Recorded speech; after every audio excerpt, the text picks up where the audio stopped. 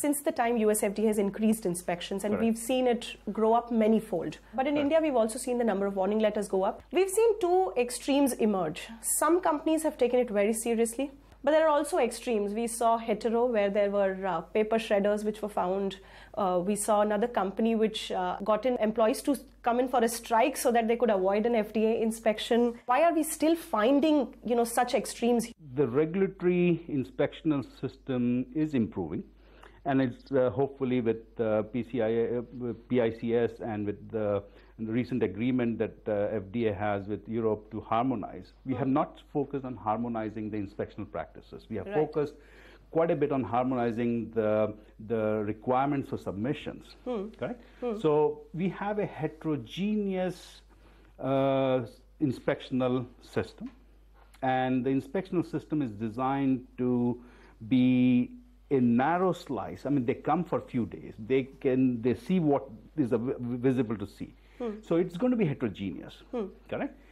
So the fundamental root cause of why the heterogeneity is because companies have taken a very heterogeneous view of GMP.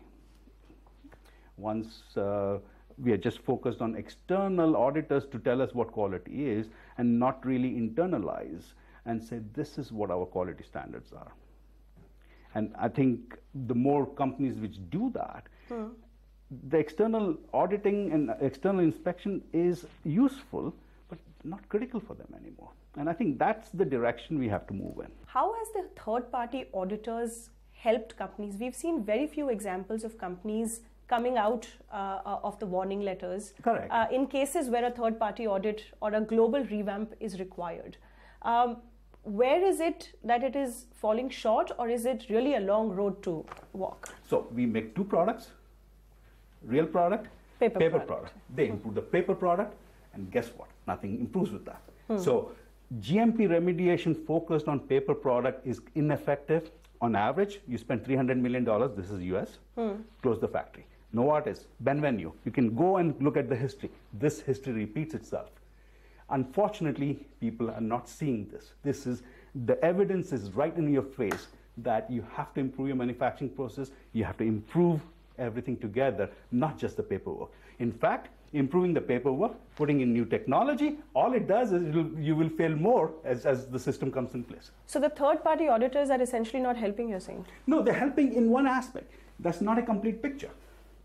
So they need to. So they're only helping in getting you the documentation. The documentation. Correct.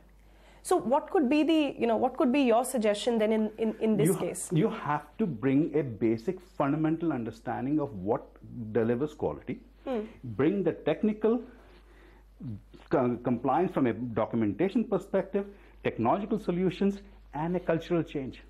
You have to think differently about quality. You have to take ownership of quality. Unless you do all of that, you don't have a sustainable. In a few years, we'll have the same thing repeat again. Every single pharmaceutical conference, we hear these words of changing the systems, improving people. No, hold on. You don't hear about technology. I have never heard about technology. And also bringing your people at par, talking to the workforce, explaining them. Correct. So my point is, where is it falling short? Some of the aspects which are fundamental to quality, our education, training, and experience. Everybody who works in the GMP is supposed to have those three, correct? Our training is utterly meaningless. What we do as training is a checkbox exercise. Oh, did you read the SOP? It's past 5 minutes, 100%. That's what the training is. If you really want to look at this issue of training, you should just look at the warning letter that was issued to Sandoz in Mumbai. It shows exactly what the wrong is the training. Right. Training is one. We have a technological solutions which we have not trained from a technical perspective. And guess what? Quality is not understood throughout the organization. No, but is the USFDA aware of this shortcoming? They better be. It was their initiative which I led. I think their eyes are opening. The eyes open very slowly. So FDA has now revamped. They have a new Office of Pharmaceutical Quality, Center for Drugs. They're pushing a new initiative called One Quality Voice, because the inspectors don't talk to the reviewers don't talk to them. Things fall through the crack. hopefully now FDA itself behaves more of a system, not inspection separate and review separate and not talking to each other. Okay. And this will move in the right direction. FDA is calling that initiative One Quality Voice, and I think One Quality Voice has been missing for a long time. And in how much time do you think companies will have to start, or the third-party auditors possibly, along with the companies, will have to start building that? I don't know whether many of them are capable of doing it. So this is not just paper chase compliance.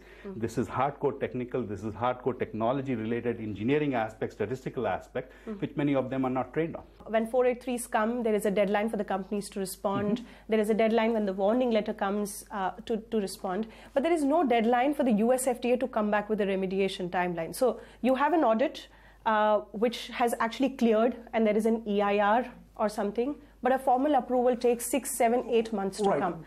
See, EIR is very much misunderstood here in India, particularly in India. EIR is Establishment Inspection Report. Right. That's not a completion of anything. That doesn't mean your warning letter is to be lifted.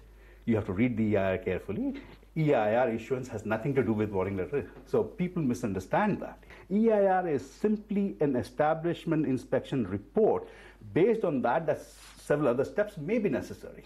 Okay. Sometimes EIR says, yes, no action needed. Those EIRs are okay. But if the EIR doesn't say that, that EIR doesn't mean everything is over. So you have to carefully read the EIR in terms of what it means. Just as a closing remark, two biggest challenge that USFDA is currently facing, which could possibly be impacting the way they do audits, possibly impacting the way they respond to remediation processes, and two big challenges that Indian pharma companies still need to work on to come up at par on the regulatory side. Right. So the two big challenges for USFDA is really overcoming the silos of GMP inspection, CMC review. They are in silos.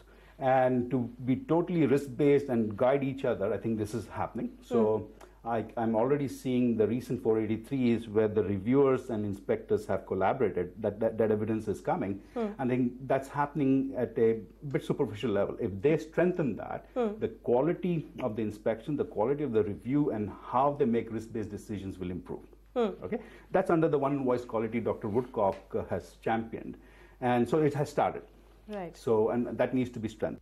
I think the second thing FDA really needs to do is training and education, training and certification for its own staff. I'm sure you've seen all the 483s, you would have read them word by word. And so what are the two big? The industry is suffering from quite a bit of erosion. People come, people leave, 40%, 50%. So and the quality of people coming in the context of knowing what they need to do in the industrial setting is a challenge. So there is a gap there. There's a big gap there. There's a big gap, and the gap is growing because we are moving into complex dosage forms, complex products. And education, training, and certification and experience becomes a key thing for India. So the second aspect really is to bring a systems approach from a development, technology transfer, and so forth, so that we don't have a silo mentality. Oh, I got my bonus. I filed my DMF. I filed my ANDA. My job is done, R&D, regulatory. You have to build the gap. Learning and improving, being vigilant is the key. And to do that, I think the organizational structures that I've seen in India, we tend to say R&D is king. You get the bonuses with filing. And filing doesn't mean anything until you know that you're transferring and doing it effectively. And understanding the sources of variability, bringing in the right technology to control the sources of variability, especially the raw materials that we buy as a certificate of analysis, which may not be telling you what really are the factors that are important for smooth manufacturing. Well, that's a good point to end this discussion on. Thank you so much, Dr. Hussain, for your time. Thank you very much.